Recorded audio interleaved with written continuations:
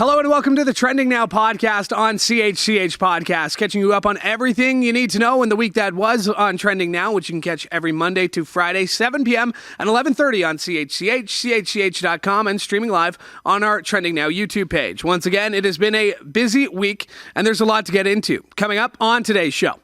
Officials in Maine urging people in Lewiston and the surrounding area to keep sheltering in place as the man accused of killing 18 people in a shooting rampage is still on the loose. Matt Ingram, hosting Trending Now, joins us with the very latest coming up next. Hamilton Mountain MPP Sarah Jama has been booted from the NDP Caucus and censured at Queen's Park for her comments about the war in Israel. Where does she go from here? Trending Now producer Laura Sebben will be by with more. And it's Taylor Swift's world. The rest of us are just living in it. Still holding the number one spot at the box office, the superstar drops the album 1989 Taylor's version overnight, calling it her favorite re-record yet. Manesa Dhanbalan joins us with all that and more coming up on the Trending Now podcast. But we start in Maine, where authorities are scouring hundreds of acres of family-owned property, sending dive teams to the bottom of a river and scrutinizing a possible suicide note in the second day of their intensive search for an Army reservist accused of fatally shooting 18 people in Maine. Two law enforcement officials told the Associated Press that authorities found an apparent suicide note in a home associated with Robert Card on Thursday. And for more on this, pleased to be joined by the host of Trending Now. That's Matt Ingram. And Matt, does not get easy for you. You've been on the Israel-Hamas war for the last 3 weeks, which we are going to get to. But hey, take a day off from the war and cover this mass shooting in the U.S.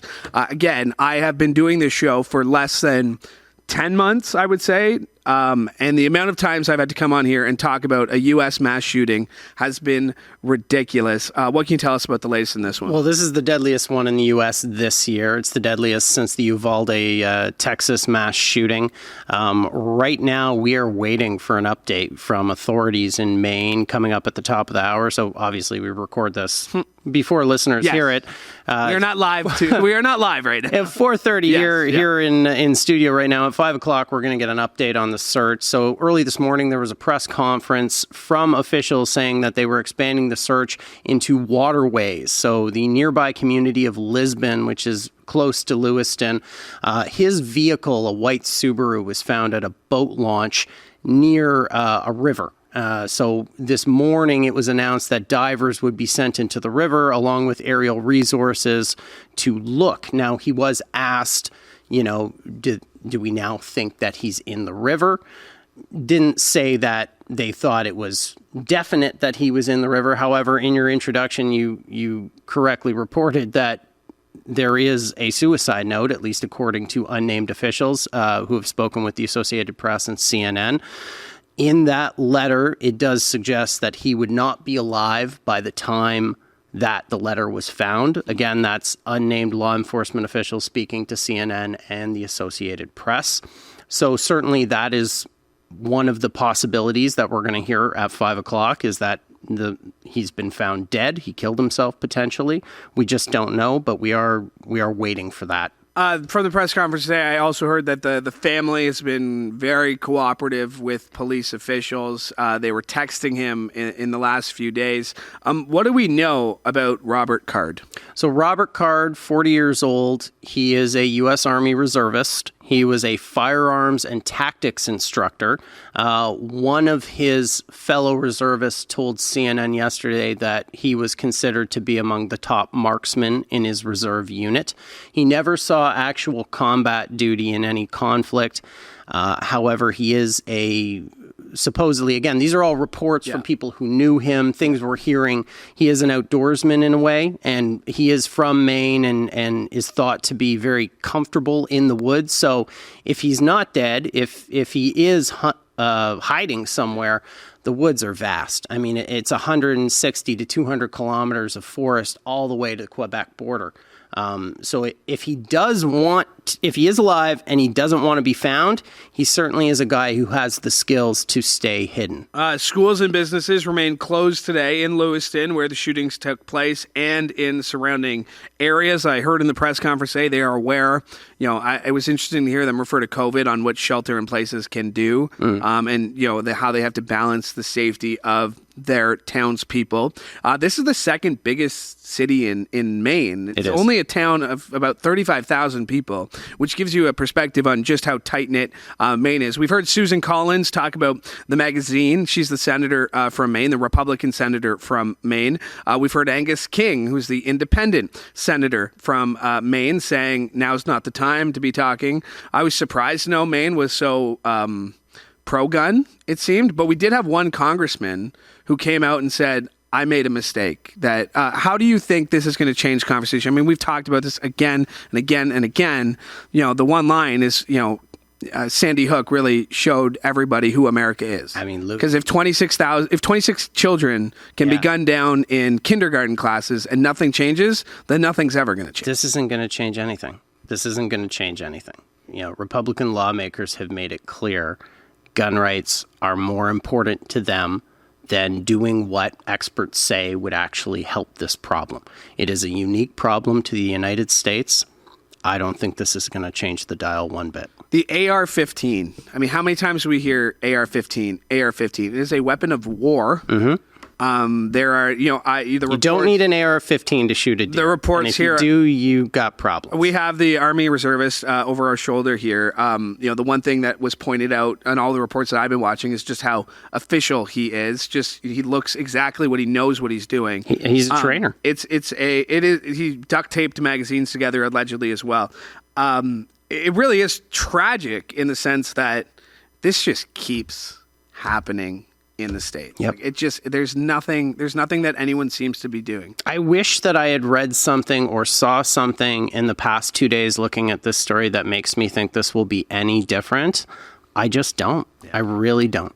Yeah. Obviously really unfortunate. We'll be watching this. And again, if you are listening to this at any point after he's been caught, like you said, we are recording this at 4:30 on a Friday. Hopefully you're listening as quickly as possible. But obviously the latest in that. I want to talk to you about Israel and Hamas because it feels like every week the last few weeks, we've been coming on here talking about a possible ground attack from the Israelis. Has that happened yet? No, but so here's the thing. At first, they came out saying, like, it's imminent, it's coming. You saw 300,000 plus reservists called up. You saw the tanks on the border. They were ready to go.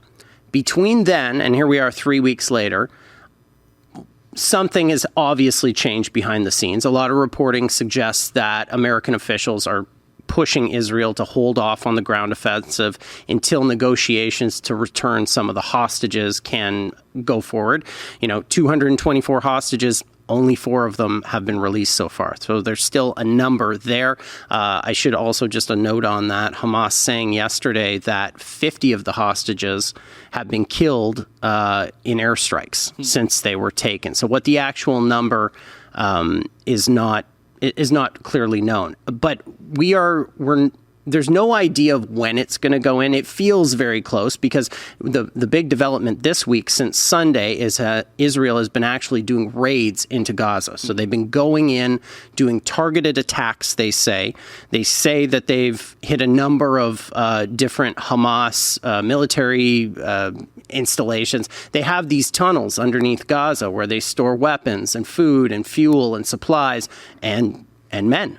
Strategically located in a city that is the size of Philadelphia, or an area that's about the size of Philadelphia that has 4.5 million people. It is one of the most densely populated places on Earth. And you mentioned these 300 kilometers of tunnels underneath, which would put it like comparable to the New York City subway system, which makes that job that much more difficult. Absolutely. And I mean, all indications have suggested, like you said, for a while now, that they are ready to do this ground invasion. We hear that these raids are part of the effort to prepare for what they say is the next stage of combat. They're obviously being vague about what that means because it's the military. They don't want to say what they're going to do before they're going to do. I remember in the first week of the war, I believe it was Bibi Netanyahu saying that the challenge would be, might not have been him. It might have been the Minister of Defense, Yoav Gallant. He was saying that the trick is they know that Israel's coming. Hamas knows Israel is going to come. So how do you pick a time to go in that's going to protect Israeli soldiers, potentially catch Hamas off guard? Certainly some sort of ground incursion is coming. There is reporting that suggests it might not be the massive ground invasion that we thought was coming. Well, and you mentioned the Americans, and it seems like, whatever Joe Biden is doing, whatever Anthony Blinken is doing, it seems to be, they've kind of pushed back on the idea that they're really not asking them to withhold their ground invasion. They can do what they want, but they seem to keep referring to learn from our mistakes. Mm-hmm. After 9/11, to go after Al-Qaeda, there were a lot of mistakes that the U.S. has admitted that they made. It seems like they're encouraging Israel to avoid the mistakes that they made. What would you be watching for this weekend? Further escalations. I mean, like yesterday at the UN, there was some fiery talk from Iran, and one of the most recent developments outside of Gaza and Israel has been a number of U.S. bases in the region have been struck by Iranian proxy groups. This still has the potential to escalate into more of a regional conflict. Tough talk from Iran, tough talk from the U.S.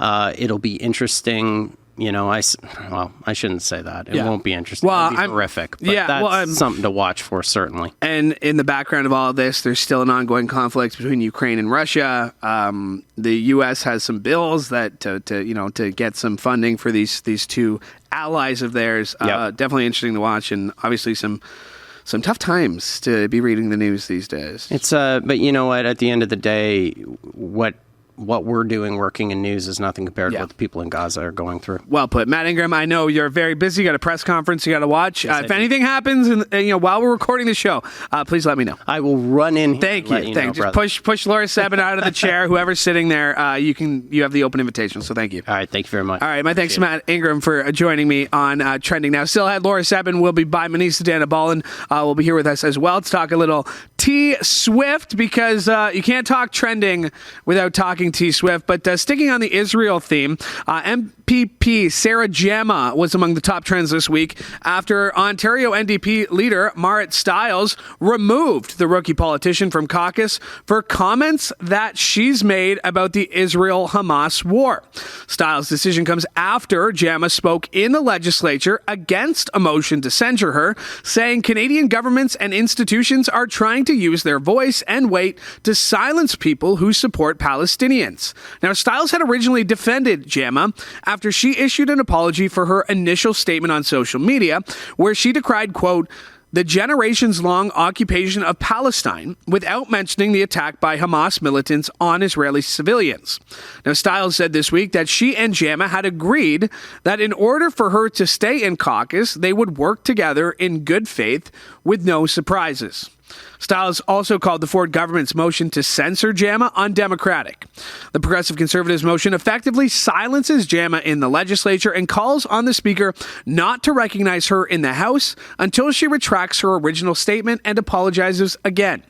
Now, in Queen's Park this week, Jama refused to provide a comment, and the situation got a little heated when some of her friends prevented members of the media from speaking to Jama. Now, as an independent MPP, she'll be restricted in what she can do. Here's Queen's Park insider Keith Leslie as he joined Manesa on his thoughts on the situation. News is Sarah Jama. The NDP has been distracted by this issue since the RCMP were called in to investigate the Greenbelt scandal. They've had these two things going. This is a huge distraction. I think she will still be allowed to take part in votes, but she will not be allowed to ask questions in the legislature, for example, during question period. On the other hand, independent members, and I think there's now 13 of them, get very, very, very few questions, very few opportunities to ask questions during question period. So taking away her right to participate in debates, I mean, that is disenfranchising the people of Hamilton Center. I don't care how you look at it. She may end up being, a glorified constituency worker staying in her own constituency office most of the time because she can't really work effectively at Queen's Park. And for more on this, very pleased to be joined by the producer of Trending Now. She's been on this story all week. It is Laura Sebben. Laura, thank you for doing this. No problem. A lot has happened with Jama this week. It's been one of our top stories in the evening news. It's been all over Trending Now, which, again, we're a pretty national show, pretty international show. So for us to be talking about something in our own backyard, obviously, it's high on our priority list. What have you seen this week when it comes to Sarah Jama? It's definitely been an interesting story because I feel like a lot of people were surprised with her statement, and I'm not sure why, because she's been very vocal on this topic in the past. So I would have been more surprised if she didn't come out with the statement that she did. And, you know, a couple people on opposing political parties like Doug Ford and the leader of the Liberal Party, John Fraser, they came out with some pretty strong words against her that really painted her statement in the wrong light, like accusing her statement of being anti-Semitic and saying that what she said supported everything that Hamas was doing was like incorrect, really, and kind of she has taken legal action against Doug Ford. She's good for her. Says, you know, you're libeling me by saying I'm anti-Semitic, by saying I, you know, hate Jewish people. That's not the case. You know, Keith Leslie said it there. I had Steve Paikin on Newsmakers earlier this week as well. And they kind of talked about the need to be a team player when it comes to being a party representative, which is interesting because the amount of support she's gotten from her own local riding association, from the Kitchener, like she's getting a lot of support from her own party. Yeah, so I guess we don't know exactly what went down in between when she apologized and had Marit Stiles back on her side and then getting kicked out of the party. Like, we don't know exactly what went down because Marit Stiles hasn't really said what led to what went down other than that she was taking unilateral action. So I'm assuming that when she went into Queen's Park and started out in the legislature with that spoken statement, that was not something that she had cleared with the party first, because since being removed from the NDP, other NDP MPPs have come out and said pretty much the same thing that she has said, and Marit Stiles has retweeted them or, you know, not kicked them out of the party. So I have a feeling she was supposed to go into the legislature and say something else, and she didn't. And then that would have been like the third time in about a week's period that she did something that was against what the party either wanted her to do or what they had agreed together to do. So that's what it seems like was her ultimate demise. But it's been really interesting to see the number of people who have come out swinging in support of her. I've found it interesting. You know, I've read some takes on Twitter that, you know, this is what, not this is what happens, but Marit Stiles, you know, the Kitchener, I mentioned Kitchener because the Kitchener NDP puts out a statement calling on Stiles to resign as leader of the Ontario NDP. And, you know, it's worth pointing out that she ran unopposed. She was acclaimed as the leader of the NDP. There was no dissenting view, and this has been a bit trying on her leadership. And in the background, here's the Ford government with an RCMP investigation, with another reversal of a decision that they made. This is, I've said this before, this is playing right into Doug Ford and the PC's lap because they can keep changing the subject and keep making it about Sarah Jama. Just like the NDP was doing prior to this, was they kept changing the subject to be about the Greenbelt. While I personally don't agree with how Marit Stiles handled this whole thing, just on like a personal level, I think it would be really embarrassing for Ontario politics if she were to lose her job over this, given the amount of things that Doug Ford has gotten away with, and he's still up there sitting pretty on his high chair. So I don't think she deserves to lose her job over her handling of Sarah Jama at all. But I do think she needs to like answer a couple more questions. Yeah, and that's the other thing I would say is that here at CHCH, I've reached out to her to be on the podcast. We have been reaching out to her office. We've gone down to her office, and it's one thing, like, you can have your opinions and you can say them, but at a certain point you are going to need to answer questions about how you feel and about why you think you're right or why you think Marit Stiles is wrong. We haven't had that yet. Yeah. From either one of them, really. Like, we haven't heard from Sarah, and we also haven't heard from Stiles. And I feel like for both of them, there's a lot of questions that are still unanswered. I'm going to get to the new U.S. Speaker of the House, who I'm sure you have some opinion on, just based on what he said. But I want to get your thoughts, not on that, on the World Series, which gets underway tonight. It is the Arizona Diamondbacks taking on the Texas Rangers. This would have been 1,750 to 1 odds as a World Series, which means if you had put $1 down, you would have won 17-50. that they were going to be in the World Series. The Arizona Diamondbacks can be the team with the second fewest wins ever to win the World Series after going 84-78. Are you going to be watching? Yeah. I feel I'm kind of on the D-backs bandwagon. Are you? A little bit. I like that they're underdogs. I mean, arguably kind of both of these teams are underdogs getting to the World Series, but they're more underdogs. And I just kind of want them to win to like rub it in Ross Atkins' face a little bit. And who's the other one? Mark Shapiro? Because the trade, yes. Gabriel Moreno. And I think they definitely deserve it, but I'm a little bit butthurt as a Blue Jays fan that they're in the World Series and we aren't. Yeah. Hey, we have Dalton Varsho, though. We have Dalton Varsho. You know what? I don't not like Dalton Varsho. I feel like. Big plans for the weekend? Actually, yes. Okay. What do you got going on? So I got a packed day tomorrow. Sunday's free for obvious reasons. A couple friends and I are going to get a tarot card reading at like a winery in Niagara-on-the-Lake. This is back-to-back Niagara-on-the-Lake weekends for you. It is. Not? It is. Because you went to the hayride up here, all the way Niagara-on-the-Lake, and then you came all the way back last week. Yeah, Are you staying in Niagara-on-the-Lake this time at least? No? That's a lot of kilometers. As someone who does that drive almost every day, that's a lot of kilometers. I know for a it weekend. is. Yeah. I know it is, but I'm hoping to get a carpool vibe going tomorrow so I don't have to be the one to do it since I did it last weekend. But yeah, we're getting tarot cards read at a winery. Then we are going out for dinner for my friend's birthday because she's a Halloween baby. So we're going out for dinner. And then we're going to a costume party after that. Oh, what's your costume?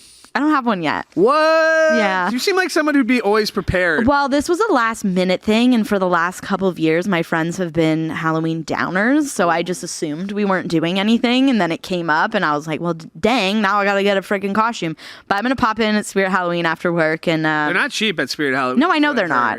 And I do have enough that I could reuse, but I'm not an outfit repeater. Are you going to ask for your dad's help for your costume this year? No. Oh, okay. He had enough time making me look embarrassing back when I was little. Some great stories in the canteen today.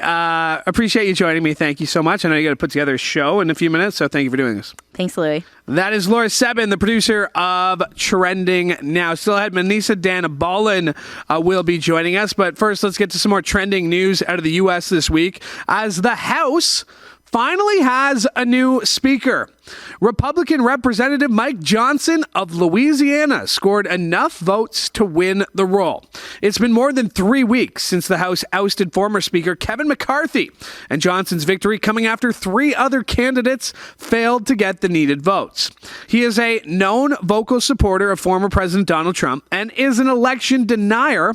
As former chairman of the Republican Study Committee, he played a key role in the failed efforts to overturn the 2020 presidential election. But clearly, Republicans don't care because Johnson got unanimous support from all of them on the vote. Meanwhile, Johnson reportedly wrote in support of criminalization of gay sex when he was an attorney for a socially conservative legal group in the mid-2000s. In one editorial that ran in his local Shreveport, Louisiana paper, Johnson called homosexuality an inherently unnatural and dangerous lifestyle. Now, at the time, Johnson was an attorney and spokesman for the Alliance Defense Fund, where he also authored his opposition to the Supreme Court ruling in Lawrence versus Texas, which overturned state laws that criminalized homosexual activity between consenting adults. Meanwhile, during an interview with Fox News on Thursday, Johnson reportedly said he did not remember some of the editorials and went on to say he genuinely loves all people, regardless of their lifestyle choices. And not supporting gay marriage, quote, no clear right to sodomy in the Constitution. You have been getting hammered on this. Yeah. And I want to ask you about it. I want to know exactly, where you stand. Some of these comments were 15 years ago. I don't even remember some of them. I was a litigator that was called upon to defend the state marriage amendments. If you remember back in the early 2000s, I think it was over 35 states, somewhere in that number, that the people went to the ballot in their respective states and they amended their state constitutions to say marriage is one man, one woman. Well, I was a religious liberty defense lawyer and I was called to go in and defend those cases in the courts. Let me state this very clearly, and there's been questions. And that is Mike Johnson defending his stance earlier, saying he doesn't remember saying anti-LGBTQ statements, editorials, just a few short years ago. And it's finally out, as we switch gears a little bit. It's finally out, 1989's Taylor's Version. The initial album that was released way back in 2014 and earned 10 Grammy nominations. The album has 21 tracks, which includes re-recorded hits that still remain as some of her biggest hits, like Shake It Off, Blank Space, and Bad Blood. Manesa Dhanbalan is our Taylor Swift expert. Taylor Swift expert. It's pretty close now. I think we can start calling you that. Well then. You've done the movie, you've done the concerts, you've done the Kelsey. Are you sick of Taylor Swift yet? I'm not sick of Taylor Swift just because there's like some songs that I really like. So like obviously like hearing Are you those just afraid of songs every Swifties time. coming after you? Is that why you're not saying that? Because you're afraid of like the Swifties? Well, I do have a pretty good relationship with the Swifties and I can't really piss them off at the end of the day. Right? So that does really play into it. It does. But I have a question for you. Okay. What is your favorite Taylor Swift song? Okay, so it's not from 1989, but it's You Belong With Me. Which was like, I think like one of the first ones, because that came out when I was in high school.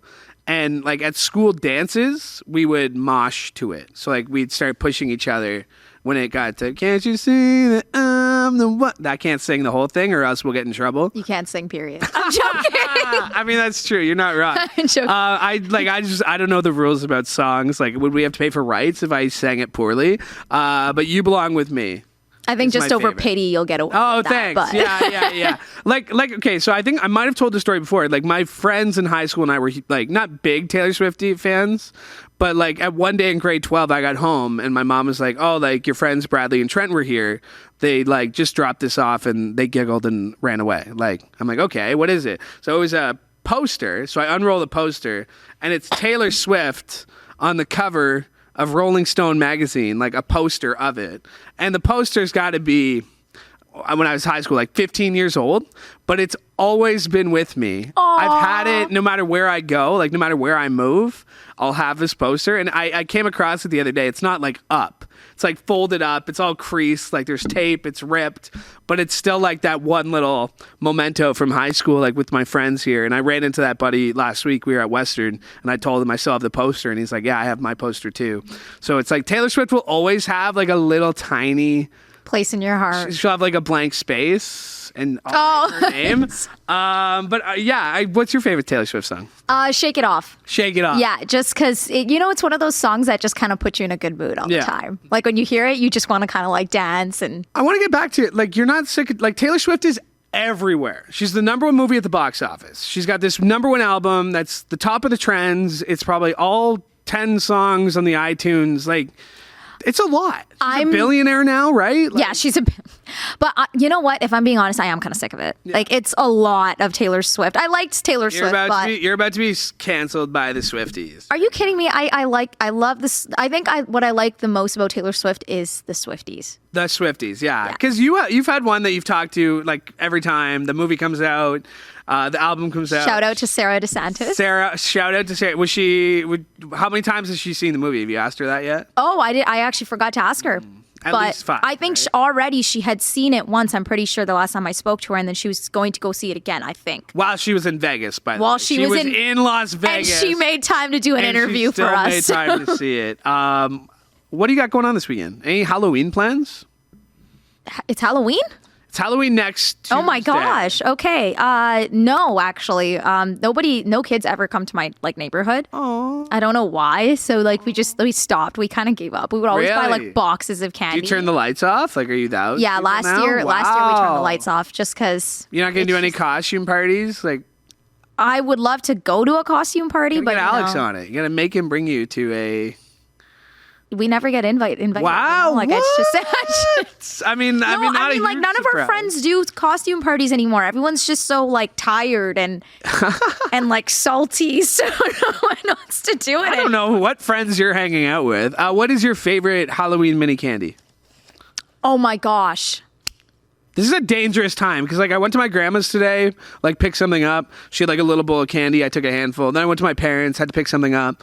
They had a little bowl of candy. I took so I'm eating candy constantly right now. I think my favorite is Coffee Crisp or Tootsie Rolls. Tootsie Rolls. They were the best. Yeah, apologize to that microphone. My grandma's favorite candy is Tootsie Rolls. Coffee Crisp I never really got into.